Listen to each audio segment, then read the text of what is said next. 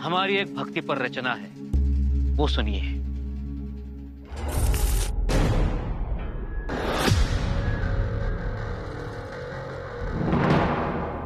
तुम पंडित हो? जी हाँ। कौन कहेगा तुम लोगों को पंडित? मूर्ख लोग हो, खुद को पंडित कहते हो और इतना भी नहीं जानते कि किसकी तारीफ करनी चाहिए, किस पर कविता लिखनी चाहिए। जनाब अमलदार जी, प्रशंसा तो विद्वानों की होती है और जो शूरवीर हो। खामोश! मुगल सल्तनत में रहते हो, मुगलों के दिए हुए टुकड़ों पर पलते हो और तारीफ बाज लोगों की करते हो। इतने सारे सपने आंखों में संजो कर मैं यहां आया था। जाने दो, कौवे तो सब जगह काले ही होते हैं, मुगल हो या स्वराज। कृष्ण कृष्ण का जाप करते करते मैं स्वराज स्वराज का जाप करने लगा था, लेकिन यहां स्वराज में आके देखा तो स्वराज है कहां। मुझे तो ये कंस की मथुरा नजर आती है।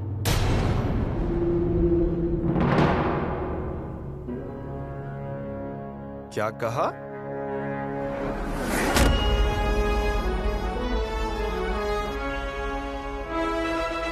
मैं अपनी बात पर अटल हूं कि तुम्हारे स्वराज्य में और कंस की मथुरा में कोई अंतर नहीं।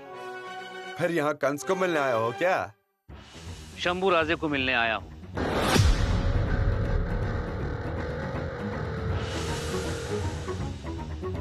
किस लिए? कारण मथुरा के पंडित केशव पंत जी ने मुझे एक कहानी सुनाई थी। 9 साल के बालक शिवानंदन की कहानी। 9 साल की उम्र में क्या बुद्धिमत्ता, क्या साहस, क्या तलवार की सफाई, स्त्री दाक्षिण्य और क्या अतुलनीय पितृ प्रेम। क्या क्या कहा था उन्होंने मुझे। वेदो नारायण गागा भट्ट ने अपना ग्रंथराज समय ने जिनको अर्पित किया था, उन कवि शंभू राजे को मिलने एक कवि के नाते मैं यहाँ आया हूँ। ऐसा क्या? कवि हैं आप?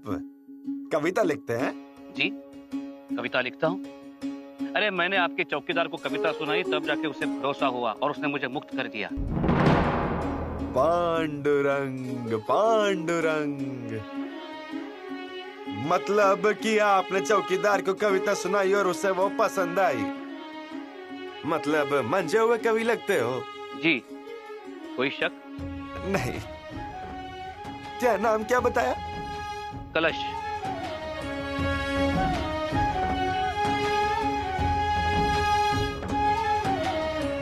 कलश?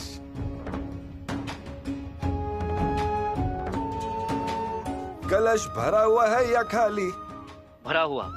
क्या है कलश में? पै। पै? गाय के कि बकरे के? पै मतलब दूध नहीं, वार। वार? कौन सा वार? आइतवार, बिस्तरवार का? वार मतलब अमृत। कौन सा अमृत? समुद्र मंथन से निकला अमृत या अधरामृत? अमृत मतलब पानी। चक्र पानी की पिनाक पानी? ना चक्र पानी ना पिनाक पानी, जल, पीने का जल। आपने इस सादे सीधे वारकरी को पै कह के बताया, इसीलिए पूछा। अब बड़े जानकार लगते हो।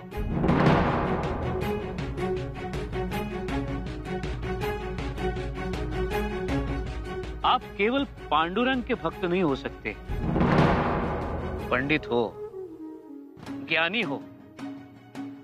कुछ ही पलों में आपके ज्ञान का कायल हो गया हूं मैं। अब हो कौन? मैं एक साधा सैनिक ही तो हूँ। कीर्तन प्रवचन सुनता हूँ, नामा तुका एका चौका को सुनता हूँ, इसीलिए इतनी जानकारी है। असंभव। आप मेरी परीक्षा ले रहे थे। ज्ञानी महापंडित हो आप। अच्छा। पंडित तो बिल्कुल भी नहीं हूँ। कभी कभार एक आधा भांग लिख लेता हूँ और दिखाता हूँ युवराज को, वो भी सुन लेते हैं, खुश होते हैं। क्या? आपकी रचना युवराज खुद सुनते हैं? अहो भाग्यम। उनका ही तो शिष्य हूँ मैं। इसलिए ऐसा कुछ लिख पाता हूँ बस। शिष्य अगर इतना तेजस्वी और पंडित हो तो गुरु का क्या कहना? वो खुद मत पूछिए। कैसा है, आपको भी मिलवा देता, लेकिन आप जा रहे हो ना नाराज होकर। देखते हैं फिर कभी हुआ तो। जी जी नहीं नहीं, मैं अभी रुकना चाहता हूँ, मुझे युवराज से मिलना है। मिलना है जी। लेकिन क्या फायदा, कहते हैं ना कौवे तो हर जगह काले ही होते। देखिए, तब मैं नाराज था, गुस्से में था, इसलिए मैंने बोल दिया, गलती हो गई। कौवा काला हो या ना हो, मुझे उससे क्या, मुझे तो राजहंस से मिलना है। ऐसा? फिर मिलाता हूँ आपको राजहंस से। सच में बड़ी मेहरबानी होगी। लेकिन क्या युवराज मेरी कविता सुनेंगे? हाँ बिल्कुल सुनेंगे, और खुश हुए तो इनाम भी देंगे। सच? हाँ, लेकिन युवराज जो भी देंगे उसका आधा हिस्सा मुझे देना पड़ेगा। जी जरूर दूंगा, मैं आपको आधा हिस्सा दे दूंगा। नहीं नहीं, ऐसे नहीं, वचन दो मुझे। मैं वचन देता हूँ, मुझे जो भी कुछ मिलेगा उसका आधा मैं आपको दे दूंगा।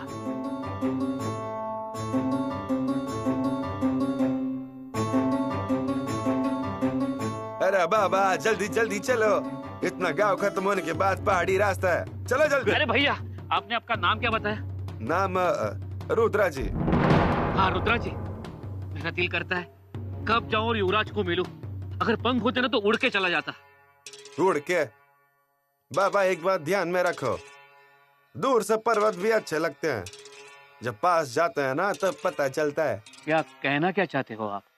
देखो, सिक्के के कैसे दो पहलू होते हैं, वैसे ही मैंने सिर्फ युवराज की अच्छी बातें बताई हैं, दूसरी बाजू कहाँ बताई? मतलब? अब शिष्य गुरु के बारे में क्या बताएंगे बताओ। हाँ लेकिन लोग कहते हैं युवराज बहुत ही गुस्से वाले हैं। अब विचारिए, वो कभी भी घोड़े पर चढ़ते हैं और फिर कहीं भी चले जाते हैं, बहुत अलग बातें हैं। आप क्या बात कर रहे हो? अब शिष्य गुरु के बारे में क्या बोले? कुछ मत बताना। अरे जिसने बुद्धभूषण जैसा ग्रंथ लिखा है वो धैर्यवान ही हो सकता है, क्रोधी नहीं।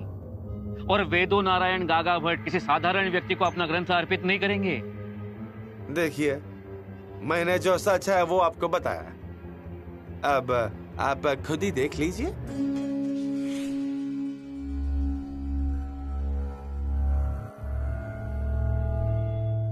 गिरे सरनायक कहीं नहीं दिख रहे हैं। बुलाता हूँ पंत। जल्दी संदेशा भेजिए और पहरा सख्त कराइए। किले पर कैद हुए 2 जासूसों को लाया जा रहा है। हाँ, तो सावधानी रखिए, ठीक है? जी पंत। और देखिए, अनजान आदमी को अंदर आना मना है। वो सरदार के शीलेदार का नाम बताएगा, लेकिन कोई मेहरबानी मत कीजिएगा।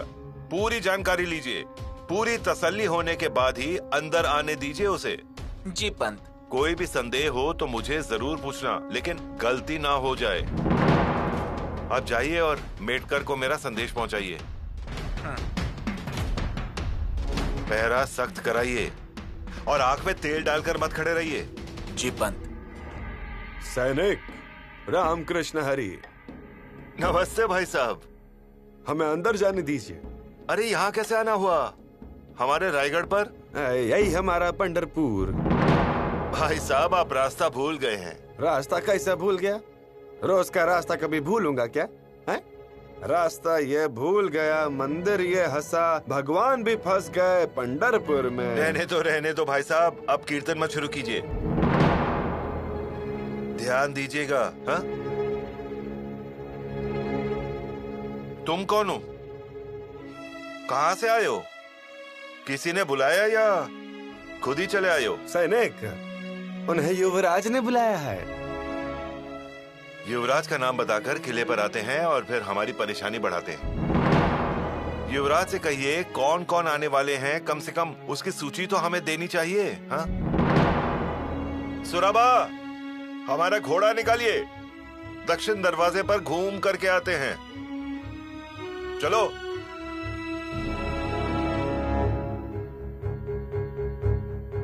तुम तो बड़ी बड़ी बातें करते थे, या कोई नहीं पहचानता तुम्हें? मैं रायगढ़ का ही वार करी हूँ, सब लोग पहचानते हैं। बातें मत बनाओ, एक आदमी तक नहीं पहचानता तुम्हें। अब हमें विश्वास नहीं होता कि तुम मेरी और शंभूराज जी की भेंट करवाओगे। कविराज, मुझ पर भरोसा रखिए, सुनिए मेरी बात। ज्योत्या भाई, राम कृष्ण हरि। युवराज को मिलना चाहते हैं ये, है ना युवराज? युवराज, हम भी मिलने वाले हैं युवराज को। पहले इन्हें तो लेकर जाइए, जाइए। चलिए भाई साहब। अजी, मेरा आधा हिस्सा ध्यान में है ना? हाँ हाँ ठीक है, मैं आधा हिस्सा जरूर दूंगा, लेकिन पहले शंभूराज जी तो मिलने दो। ठीक है जी, आधा हिस्सा लेने के वक्त ही सामने आएंगे, उतना ध्यान में रखिएगा। जुबान का पक्का हूँ, माँ सरस्वती का पुत्र हूँ, फंसाऊंगा नहीं। एक बार मुलाकात होने दो। मथुरा से रायगढ़ तक आते आते हमने एक कविता लिखी है शंभूराजे पर, वो उन्हें दिखानी है। अब हम बेताब हो गए। माऊली, आप जानते नहीं हो आपने मेरे ऊपर कितना बड़ा एहसान किया है। आता हूं।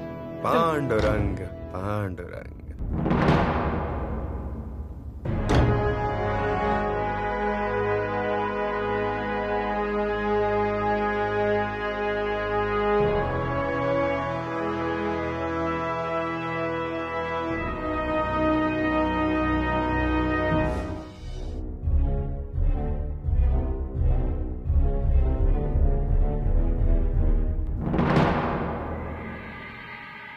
माहौली तो भाग गया, हमें इसके हाथों सौंप के चला गया है।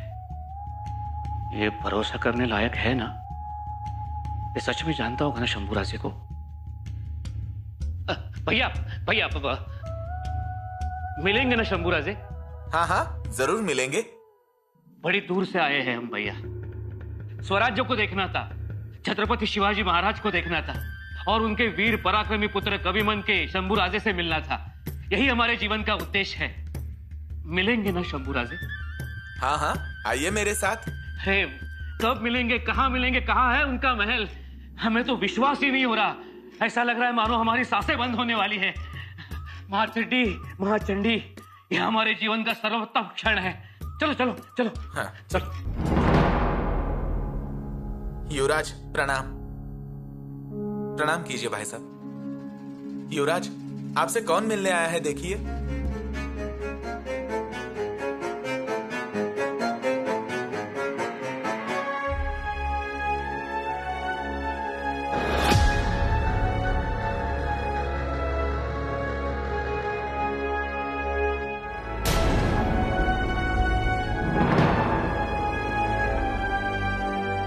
शंभू,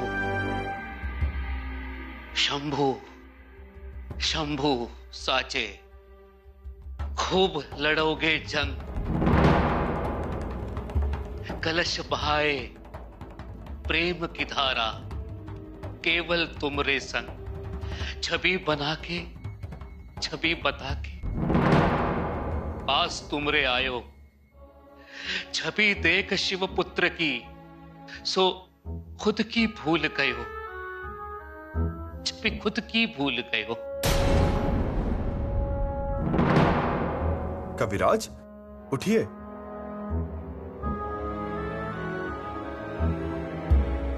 पधारिए। वाह, अप्रतिम, बहुत खूब। हमने आज तक ऐसी कविता नहीं सुनी। आपको पसंद है?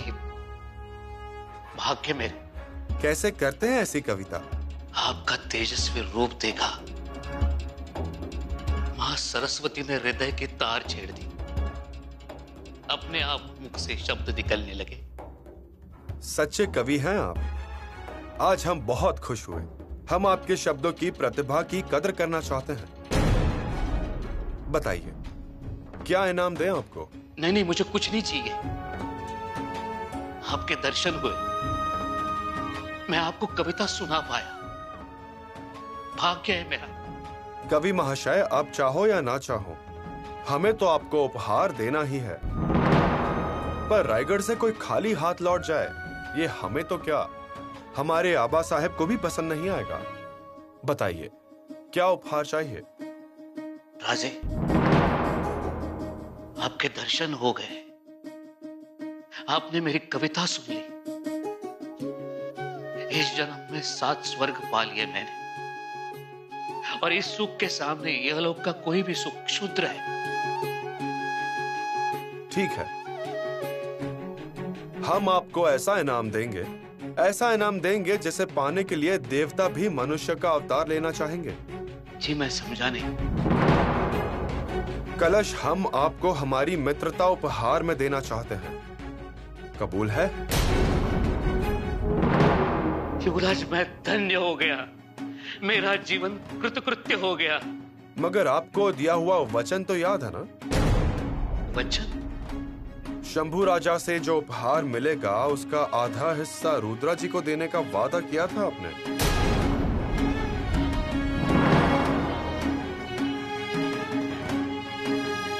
रुद्रा जी, आप शंभू राजे?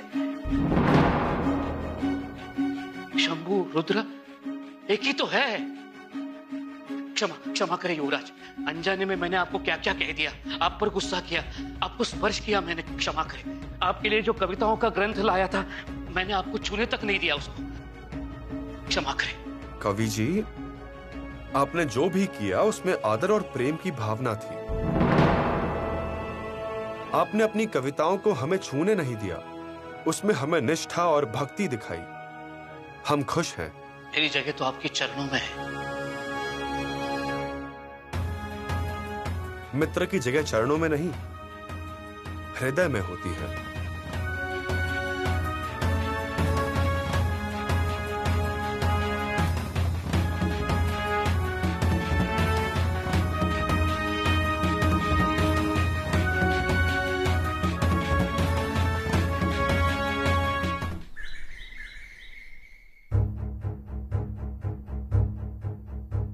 संदेशा भेजा युवराज?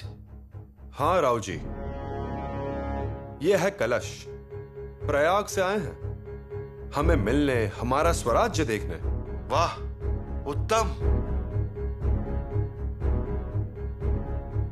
और इनकी विशेषता यह है कि ये कवि हैं, शीघ्र कवि। वाह वाह, मतलब हमारे भूषण जी की तरह। और कलश जी, ये है रायगढ़ के गडकरी, राहु जी सोमनाथ, शूर, ताकतवर और आबा साहिब के लाडले। राव जी, नाना गढ़ पर इनके रहने की व्यवस्था कीजिए। भूषण जी जहाँ रहते थे वहीं उनकी व्यवस्था कर देता हूँ। कलश जी, आप आराम कीजिए, तरोताजा हो जाइए, उसके बाद हम खुद आपको महाराज से मिलवाएंगे।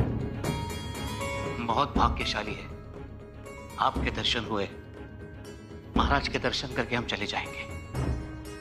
आइए।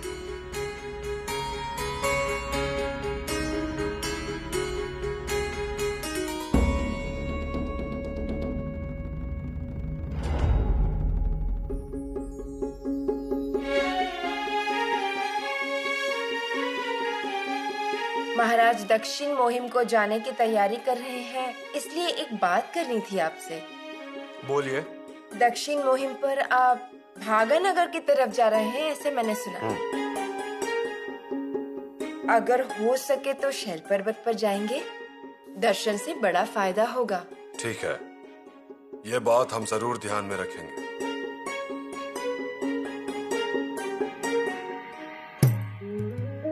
सर सेनापति मिलने की इजाजत मांग रहे हैं। बुलाइए उन्हें। जी।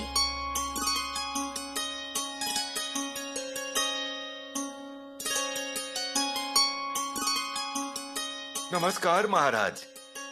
नमस्कार महारानी जी। आइए हम्बीर राव, आइए।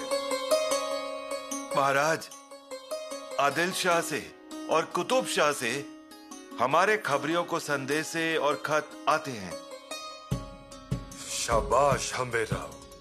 अब कावेरी और तुंगभद्रा, उसमें जितने भी प्रवेश द्वार होंगे वहां के हर एक के थाने की जानकारी लीजिए। जी महाराज। शेर खान की एक बहुत कड़ी चुनौती है आपके सामने, और दूसरा है वो बहादुर खान।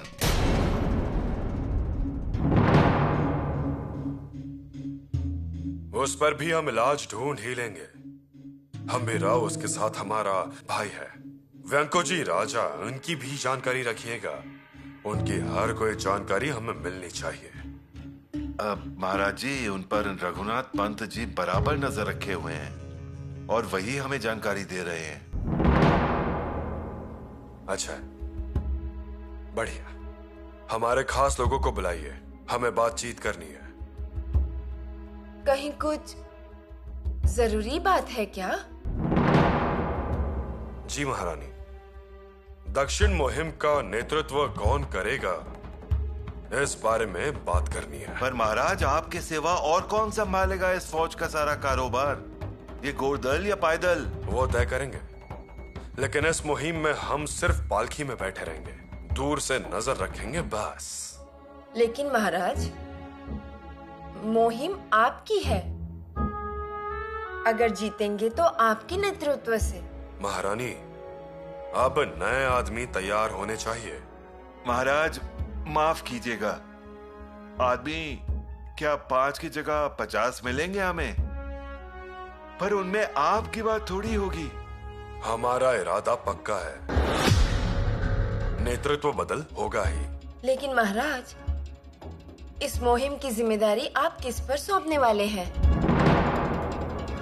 वो बातचीत से तय होगा।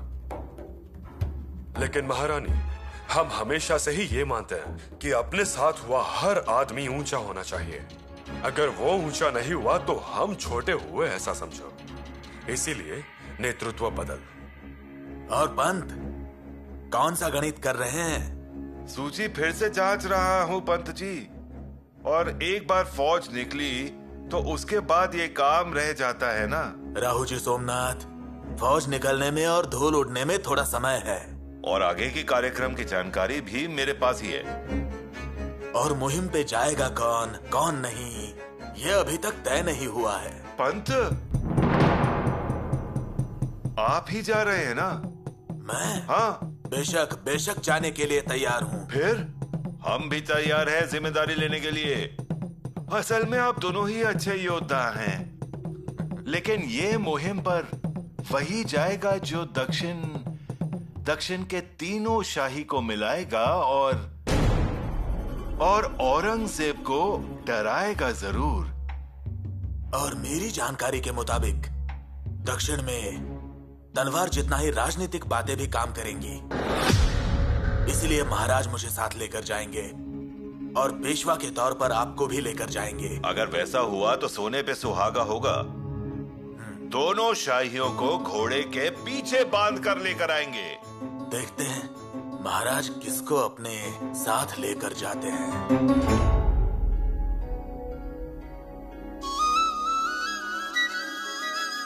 जीत हमारी गोदी में बैठी हो तो उसे उठाने के लिए बहुत लोग लगते हैं। लेकिन जीत कोई मक्खी नहीं है कि अभी गोदी में बैठी और फिर उड़ गई। यीशु, आप सोचती हैं कि हम सोचते हैं कि दक्षिण मुहिम का नेतृत्व आपको ही मिलेगा। हमें मान मिल जाए, ये उसके पीछे की आपकी आशा। पर यीशु, वास्तव वैसा नहीं है। बहुत काबिल लोग तैयार हैं। पिताश्री ने नेतृत्व बदल करना तय किया तो बहुत जन तैयारी में होंगे। मतलब कौन? पेशवा मोरो पंत हैं, सुरनिस अनाजी पंत हैं, सेनापति येसाजी कंक, आनंद राव मकाजी, इतना ही नहीं तो हम्बीर राव भी। वैसे तो मामा साहब का हक तो है ही। हम मानते हैं कि ये सभी बहुत लायक हैं, लेकिन इनमें आप भी एक हैं।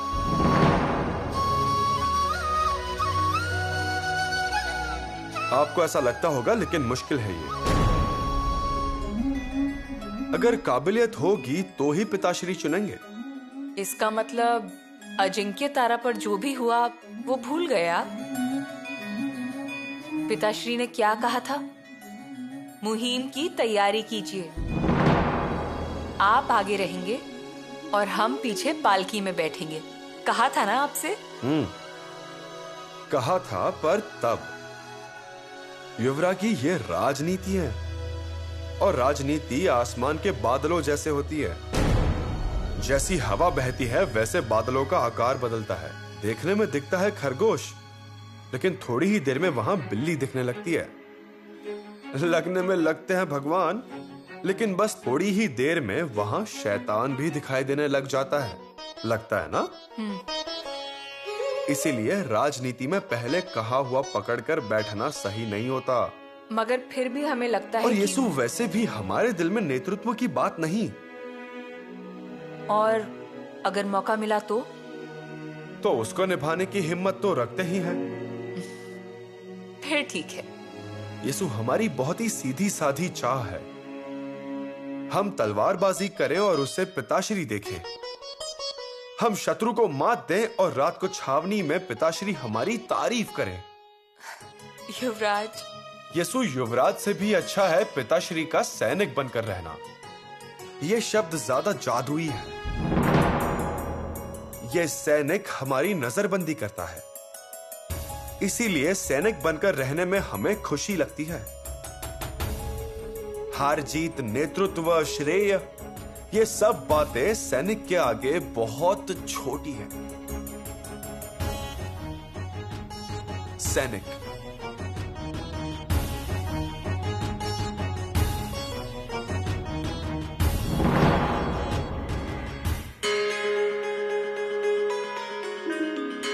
युवराज,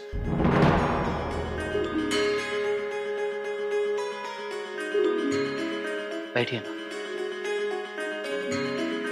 कैसे हैं आप रायगढ़ भाया? बहुत भाया युवराज, मानो कि सपना पूरा हो गया।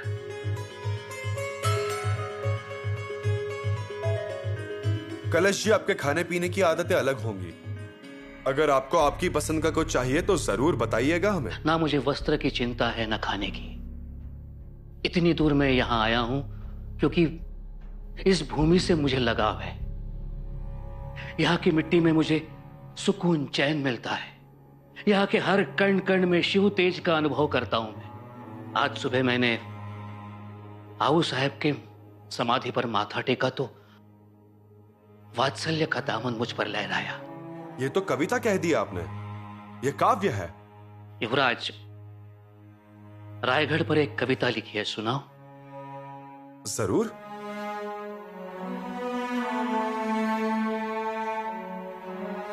लहराया भगवा सुखों का दाता, जिसकी छाया में बलिदानों की गाथा। स्वतंत्रता के नाद गरजता, प्रतिपल दुश्मन को ललकारता रायगढ़। दीन दुखियों का आश्रय दाता, स्त्रियों के आबरू का रक्षण करता, स्वामी भक्ति का सबक सिखाता, मानवता का अमृत सिंचता रायगढ़। कोई कोट किला नहीं, नहीं मिट्टी का ढेर, अचल खड़ा शक्तिदाता, शिव शक का निर्माण करता, हर हिंदू का भाग्य विधाता रायगढ़। कोटि कोटि नमन, कोटि कोटि जन्म न्योछावर, क्योंकि ये है मेरा रायगढ़, मेरा रायगढ़, प्यारा प्यारा सुंदर रायगढ़। वाह, सुंदर, अप्रतिम। धन्यवाद। आपके इस काव्य से रायगढ़ की कीर्ति और स्वतंत्रता की आस दश दिशा में पहुंचेगी। दक्षिण मुहिम में सभी दक्षिण वासियों को हम आपका ये काव्य सुनाएंगे। धन्यवाद। एक और बात। जी युवराज। आज से हम आपको कविराज कहकर पुकारेंगे।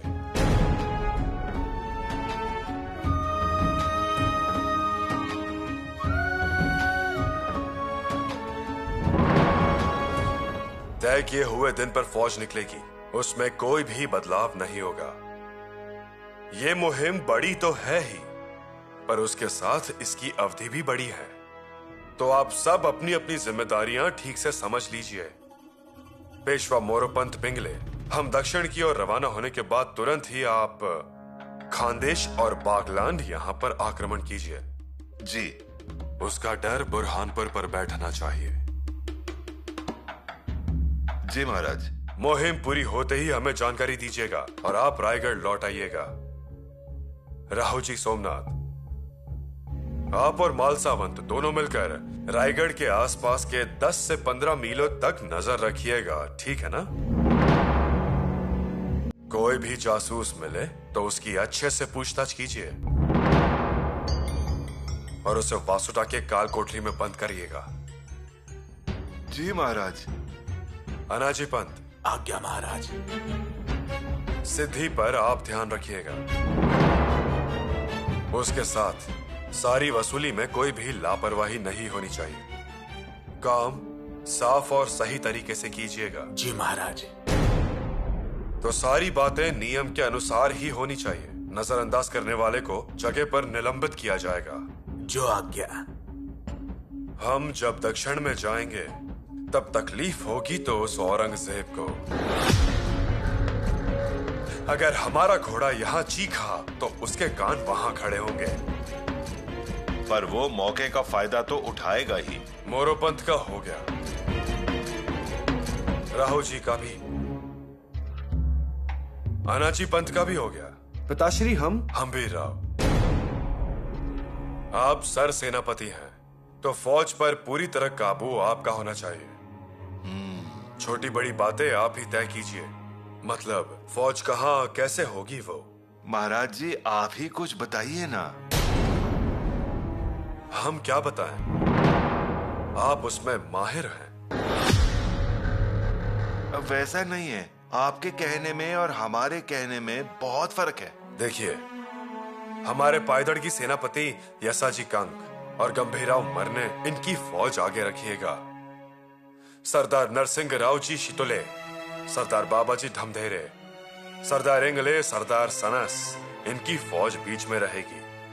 और पीछे की तरफ सरदार घुले, सरदार कोटे और सरदार पायगुड़े, इनकी फौज होगी। उसके सिवा हमारे जमाए हरजी राजे महाडिक और जादव, ये हमारे साथ ही होंगे। माफी चाहता हूँ, पर आप क्या युवराज को भूले तो नहीं ना?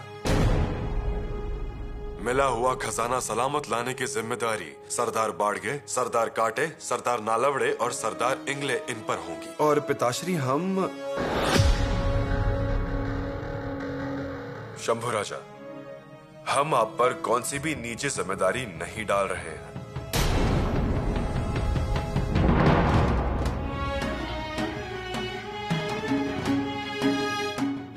आप पर बस एक ही जिम्मेदारी है, दक्षिण दिग्विजय का नेतृत्व।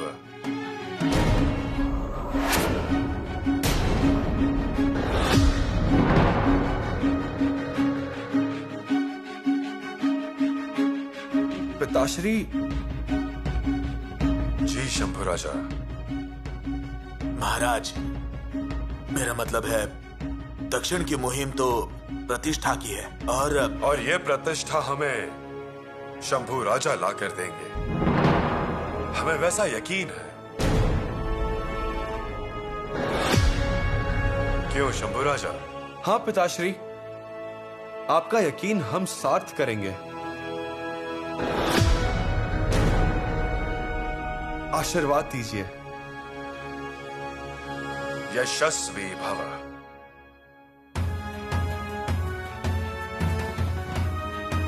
है क्या है ही। अब आप सब लोग देखिए, महाराज जी का ये शेर अब तो दक्षिण पर विजय करके ही लौटेगा।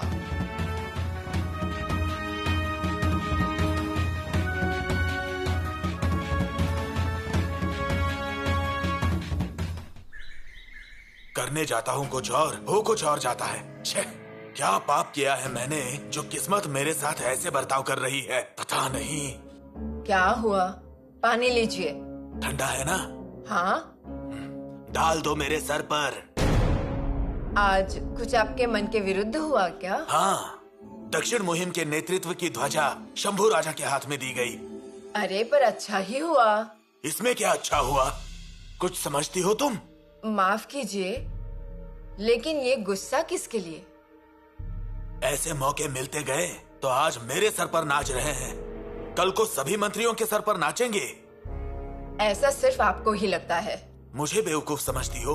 मेरा अंदाजा गलत लगता है तुम्हें? मैंने आज तक आपसे कभी कहा नहीं, लेकिन आपने अपनी महत्वाकांक्षा के लिए जाति पाति का विष घोल रहे हैं। कितने लोग बोलते हैं जात पात का भेदभाव रायगढ़ पर आने से पहले ही खत्म हो जाता है। फिर क्यों खोद रहे हैं आप जात पात का गड्ढा? मैं गड्ढा खोद रहा हूँ? खुदाई वाला हूँ या चूहा हूँ?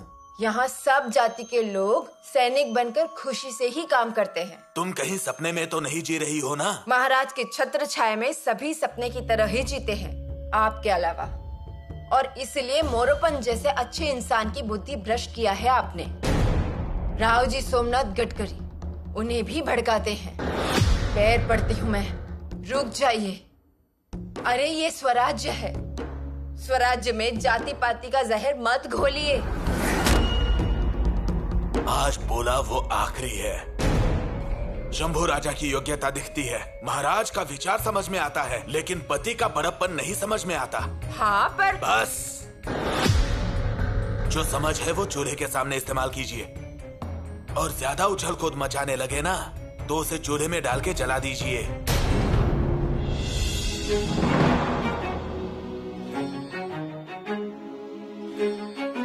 युवराज, आपकी बातें सच हुई, आपका अंदाजा सही निकला। माँ भवानी की कृपा है। महाराज ने आपके कंधों पर बहुत बड़ी जिम्मेदारी डाली है। हाँ। युवराज, दबाव तो नहीं है ना? येसु, लड़ाई मुहिम इनका दबाव हम पर कभी नहीं पड़ा, और हमें कोई हरा सके ऐसा इंसान अभी तक पैदा नहीं हुआ, ऐसी ही हमारी सोच है। सिर्फ एक बात का दुख हो रहा है हमें। कौन सी बात? येसु, 2 साल हमारी मुलाकात नहीं हो पाएगी। हमारे बिना मन लगेगा?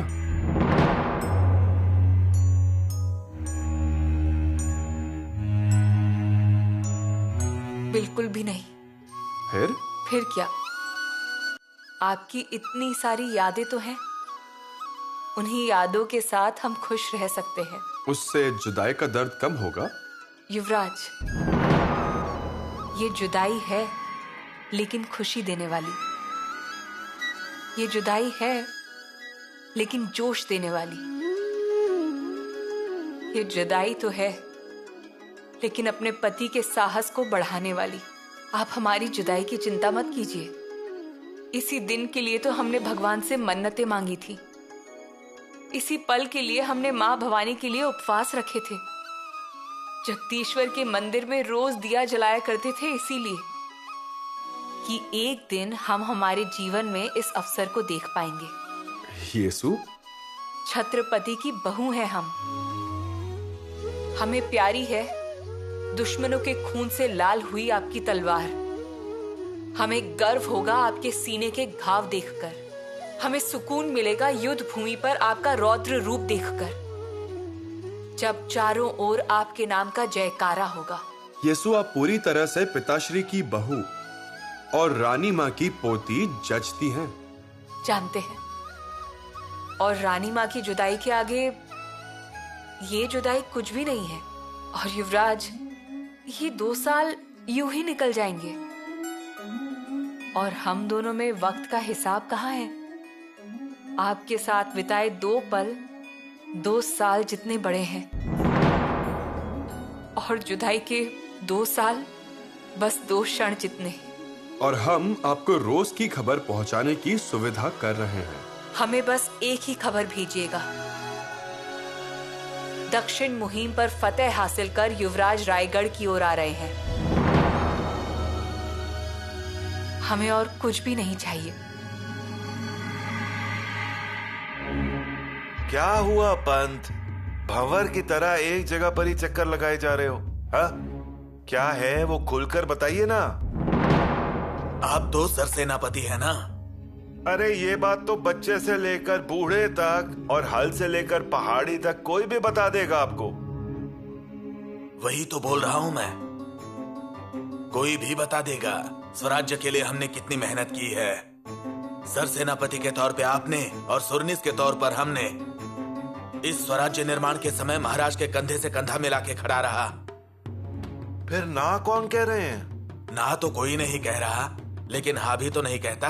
देखो, फिर से आप भंवर की तरह चक्कर लगा रहे हैं। कैसे बताऊं, समझ नहीं पा रहा। अजी, मेरा इतनी लड़ाइयों का अनुभव, ऊपर से महाराज के प्रति निष्ठा, इतना सब कुछ होते हुए महाराज ने नेतृत्व किसको सौंपा? युवराज को। अच्छा अच्छा, मतलब ये दुख है आपका। लेकिन नया नेतृत्व हुआ तो भी वो स्वराज के वारिस ही तो हैं। ये भूलकर कैसे चलेगा आपको? और अगर शंभू राजे ने नेतृत्व किया मतलब वो और फौज खड़ी करके अपनी योग्यता को सिद्ध करे, ऐसा लगता है क्या महाराज जी को? लेकिन हम क्या करेंगे?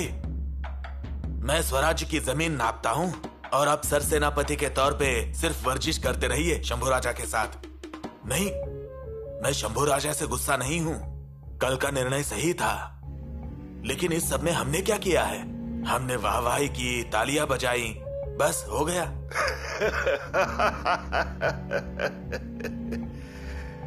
पंत, आप तो औरत की तरह रूठ जाते हैं। रूठा नहीं हूँ, खेद है मुझे। मुझे मुझसे ज्यादा आपका अपमान दिखता है इसमें। अजी सर सेनापति के तौर पे ये मुहिम आपको देना बहुमान रहता, लेकिन हुआ कुछ अलग ही। अरे पंत, मैंने क्या किया और शंभू राजे ने भी क्या किया? किसी को तो नेतृत्व करना पड़ेगा ना। और मामा होने के नाते हम हैं ना भांजे के पीछे खड़े। जानता हूँ कल को शंभू राजा का निर्णय आपको सही नहीं लगा तो? वैसे भी कितना भी कुछ भी हो, अनुभव का प्रशिक्षण बहुत बड़ा होता है। अजय प्रताप राव गुजर के बाद आप ये सब कुछ संभाल रहे हैं। आसान था क्या ये? लेकिन आपने कर दिखाया। इसीलिए लगता है कम से कम इस अनुभव के बारे में सोचकर आपको नेतृत्व देना चाहिए था महाराज ने। पंत, पहले आप क्या सूरज को रोशनी देते थे? नेतृत्व के बजाय सफलता महत्वपूर्ण है। शंभू राजे ने नेतृत्व किया तो भी सफलता मिलेगी, ये हमें पूरा विश्वास है। महाराज जी की शिक्षा ही है ये। नेतृत्व करने वाला भी सैनिक और नेतृत्व के नीचे लड़ने वाला भी सैनिक। हमें सैनिक बनकर ही लड़ते रहना है। स्वराज का सैनिक, स्वराज के लिए।